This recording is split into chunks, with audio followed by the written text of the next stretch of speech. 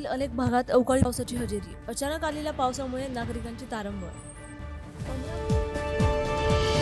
ST महामंडळात आणखी एक आय एस अधिकारी नियुक्त होणार. एसटी महामंडळाकडून सहव्यवस्थापकीय संचालक पदावर आय एस अधिकारी नेमण्याबाबत सरकारला प्रस्ताव सादर केला जाणार असल्याचे सूत्रांचे म्हणणे. पुण्यातील मेट्रोच्या प्रवाशांची संख्या मागच्या 3 महिन्यात घटली. पिळूक पुणे मेट्रोचा पहिला टप्पा पूर्ण होऊनही अपेक्षित प्रवासी संख्या वाढलेली नाही. सजावटीसाठी वापरण्यात येणाऱ्या प्लास्टिकच्या फुलांवर कोणतीही बंदी नाही. एकेरी वापराच्या वस्तूंच्या यादीतही त्याचा समावेश नाही. केंद्र सरकारकडून मुंबई उच्च न्यायालयात भूमिका स्पष्ट. पुरंदर विमानतळाला जमीन देण्यास पुरंदर तालुक्यातील गावकऱ्यांचा विरोध. पारगाव, मेमाने, खानवडी, मुंजवडी, एकतपूर, कुंभारवळण, वनपुरी आणि उदाशीवाडी या गावातील नागरिक उद्यापासून उपोषण करणार.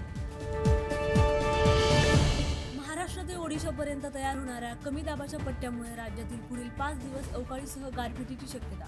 हवामान विभागानं अंदाज व्यक्त केला, त्यामुळे शेतकरी चिंतित.